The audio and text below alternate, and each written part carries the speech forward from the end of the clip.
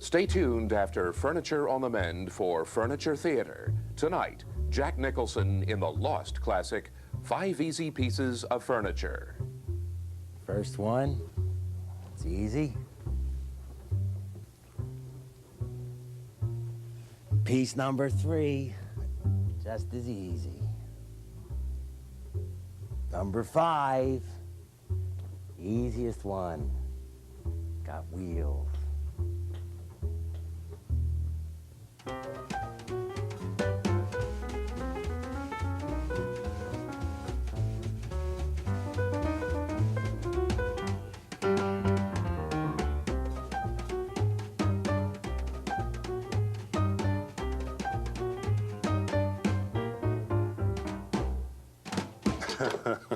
Hi, I'm Joe Lorario. And I'm Ed Feldman, and this is Furniture on the Mend. Yes, it is, and we're going to do some veneer repairs today because we showed you some veneer last week. And today, show you how to veneer.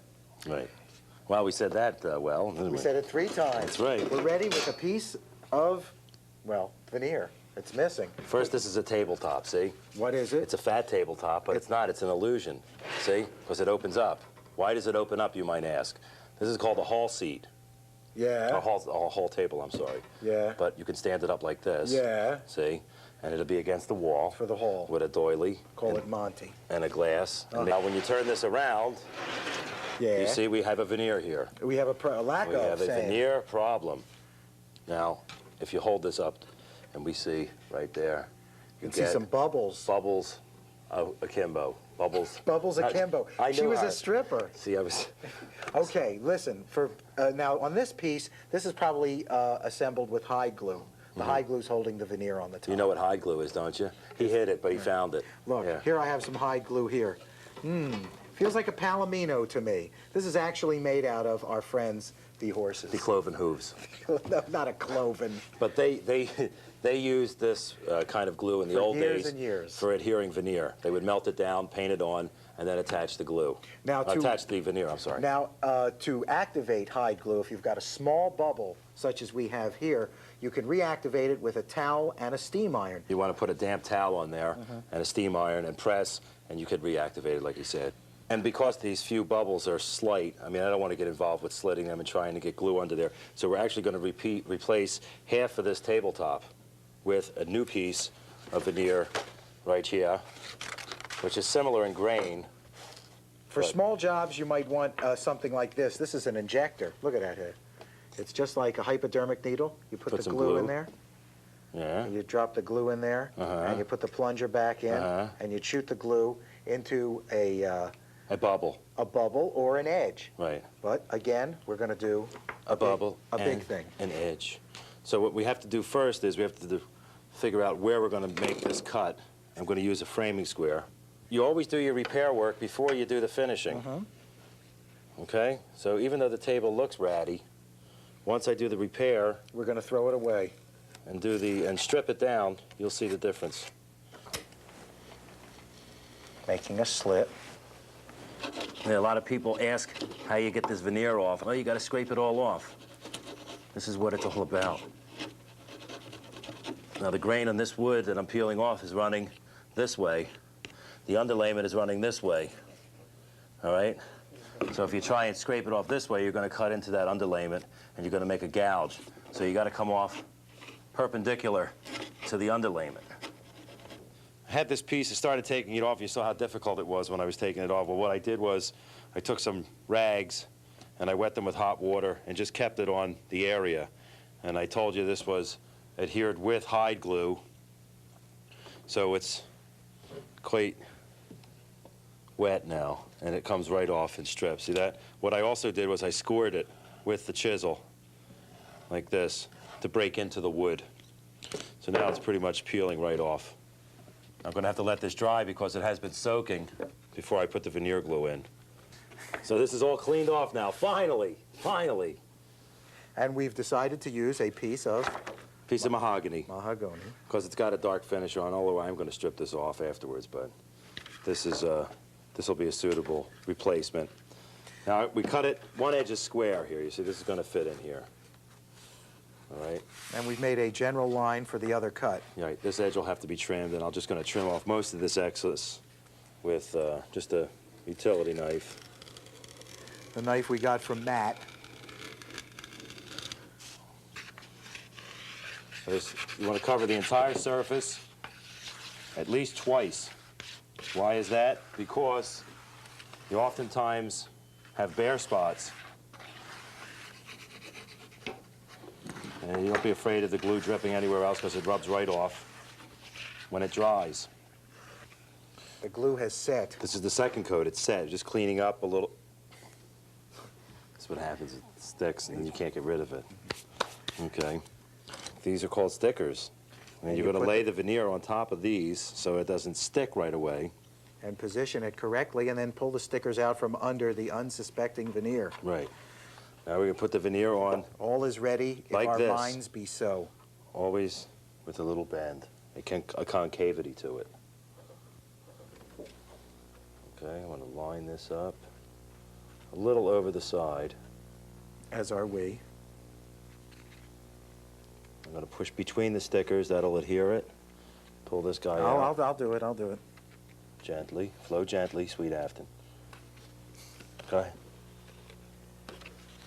That's good. Perfect. Take that one out, please. Move on down the line. The rubber veneer roller, just like the old printing presses. This is a dovetail saw, a veneer saw.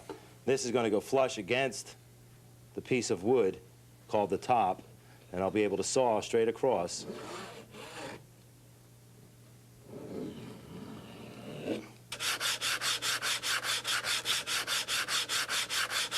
The veneer glue dry. We have now stripped the piece. We? What you mean we, Lone Ranger? Tonto, you go to town. Remember that? You go to town, Tonto. One of my favorite jokes. Tonto has stripped this part, and now we're going to stain both parts to make them lovely and even. Well, there's two different kinds of woods. I mean, we can't find this kind of wood. This is mahogany It's mahogany. from the tropical rainforest, And I got a stain. which will be there for at least another 6 months, It's a walnut stain with some golden oak, a little bit of burnt sienna, and paprika. paprika, and a little tarragon. No, forget those last two references. It's just an oil stain, so I'm going to just add a little bit of this to the wood. And see what happens.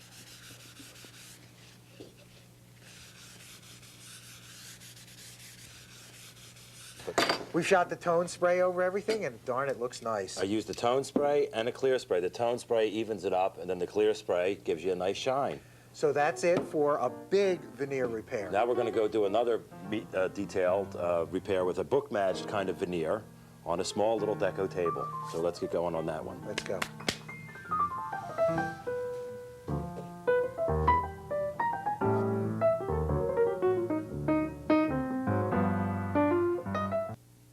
Furniture on the Mend is brought to you by Deft, the wood finish family.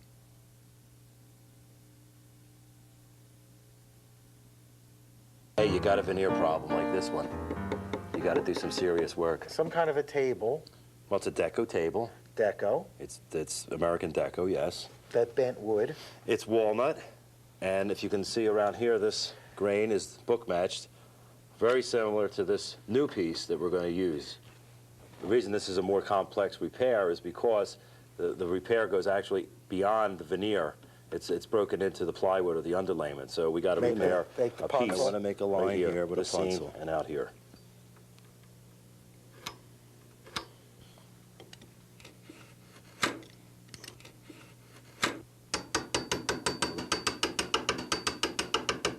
You got to keep scoring and peeling. Now, when I'm doing this, I'm actually pulling down on the chisel and as I'm banging, so it's cutting. You don't do that, forget it. You know, Norm has an electric chisel. I know he does.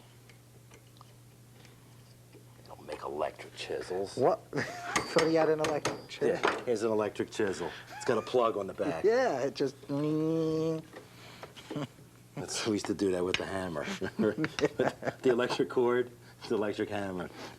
We've cut and chiseled this down to the depth of the underlayment. Right. I'm going to cut a new piece of underlayment, already marked right here.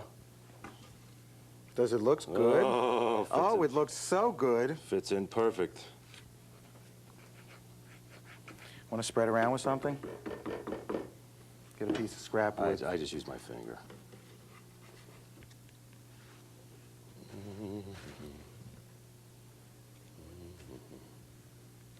Get the C-clamp. Get the what? The C-clamp. I'm going to put that on there so I don't make... The reason I'm doing that is because when I tighten this up, I don't want to make a circle on this. So I'm going to put a pad there. What about underneath, though? Gonna make a circle there. Yeah, you won't see that. Now we're better. Okay. There's a little overhang on the bottom, but I can plane that off at the end. There we are. It is perfect. Now it's time for glue.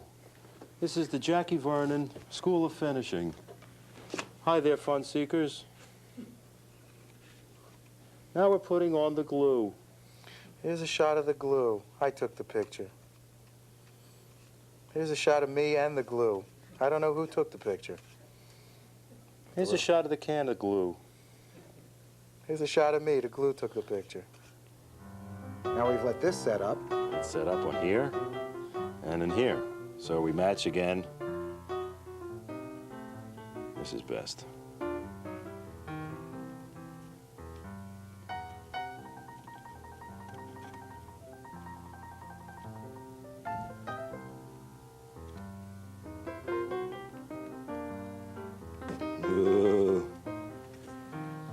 Well, you got to be careful when you this down because you don't have too many chances. No, you only got one chance, as a matter of fact.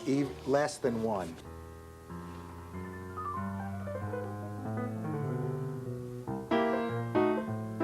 This is a white lacquer I'm putting on. That's going to mask the color of the wood. Well, it's not masking it, it's making it lighter. Rather than bleaching it, this is another technique that I spent years and years perfecting. So I'm going to take a dry powdered stain, Or pigment. like this, which is almost the color. I'm going to put some Using the bucket as the palette. clear lacquer, put a little bit of that in there. And then with a rag, It's coming up golden. well, it's going to have to entail some, Some color adjustments. yeah, we'll go over that. Get the basic foundation color in first. Everything's coming up golden. There's a Van Dyke Brown. I'm just trying to get a little color in there. That's I think all. it's looking good. It's what I used to do in people's homes. That was my job, doing Now- touch-up in people's homes. Take some clear. And here they'd stand. They'd stand right like this. Are you sure you're getting the color right there, son?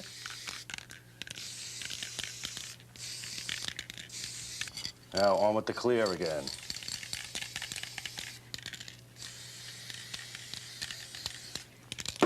Off with the tape.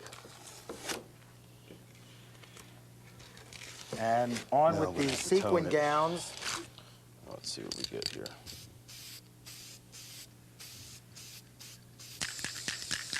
This is clear on top of the tone. A lot of layers. Actually, we could have just built up that, built up the veneer with all this paint. Not bothered with that veneer.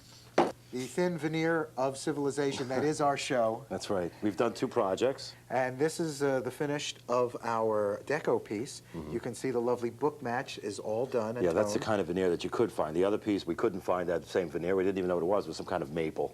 But And we managed to fit a piece in there anyway. completely on the other end of the spectrum, there are some things you should never attempt to veneer at all. For example, Like this this. piece. This is hey, good could you for pass serving. me that? It is good for something. So remember, especially first-timers for veneer, pick a small piece, something you can handle. Don't try and do a giant tabletop, and especially nothing like this. I've had people come to me, bring tables like this to me, or send me photos and say, is this worth fixing? No, it's not. It's for firewood, is what it's worth. But I like it. I'm going to take it home. You want to take it? Here, look. I'm going to take, or I thought you wanted it. No, come this way. No, wait a minute. Do you have... Get the pickles. Get the pickles, get the pickles. Johnny, 2 pickles. Well, if you got dirty hardware, dirty brass hardware. And a free afternoon. That's right. And you don't want to go and buy not sold in any stores expensive tarnish away products. All you have to do is go to your pantry or larder, as some people call it, and Larder? yes, larder, get white vinegar. White vinegar. We got it on a hot plate here, and it's steaming, you can see. It's nice and hot. Heat the vinegar up. Now, not the apricot balsamic yuppie type vinegar. No regular, red vinegar. Save that for your Italian meals. And Nice heat it salad. up and get... But I must say, this Yes. is not going to give you a bright, shiny finish like those tarnish away things. No, that's That's a different effect. If you want real bright silver or copper or gold or brass, you got to buy that stuff. This stuff gives it a nice, clean look, but it still leaves some of the dirt in, some of the highlights. So it's what we're doing is we're antiquing the I'll pieces take of this. brass or copper. If I put this in and scrub, let me try with the brass brush first.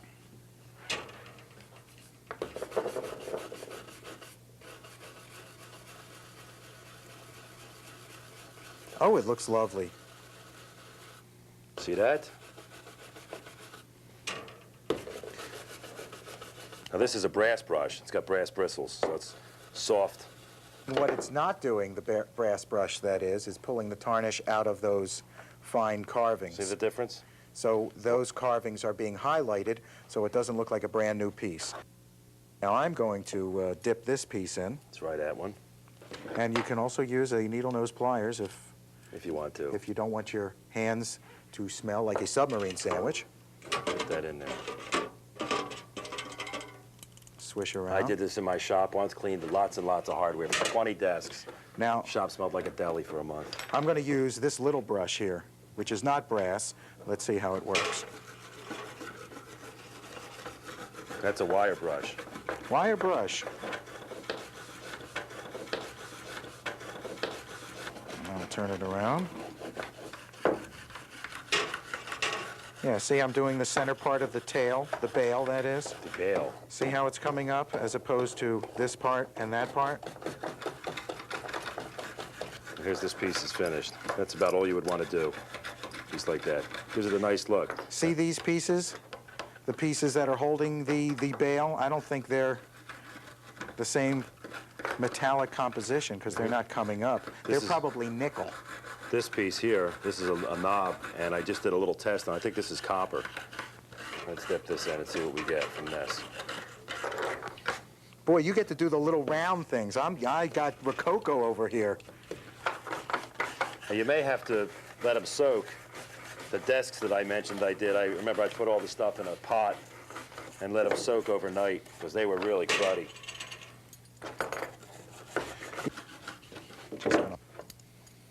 I like that. Highlights and lowlights. Let's make a lovely little display. No, I think the big one should be in the middle. No, I think this one should be over. No, we no, can start this a is hardware store now, look. over here. Letters. It's letters time. Most excellent. I love these parts of the show when we get to be real intimate with our fans. Okay, this one is from Noreen Freifeld. I have a dining room table made of French oak from Belgium. Wait a minute, wouldn't that be Belgian oak? Something like that. The top has a checkerboard effect. It's a mahogany finish. Years ago, we were painting cabinet doors, so I spread a thick cover of newspaper over the table to work on it. We had our coffee cups sitting on the paper. At any rate, the heat from the cups damaged the finish on the table. Ah, you know what that means? That means it's a shellac finish. Now I have to keep a tablecloth over what was once a beautiful piece of work. That's no, a you good don't. idea. What you do is you take some denatured alcohol and you start rubbing the top with the denatured alcohol and some steel wool.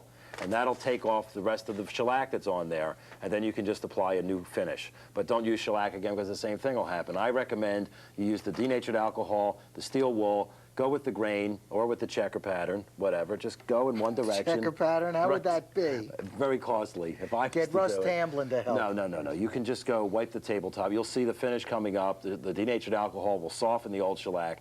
After that, go to your local hardware store or someplace that sells varnishes and Go to a faraway hardware store. you want to get a Vartop varnish and brush that on 1 or 2 coats, and it'll be fine.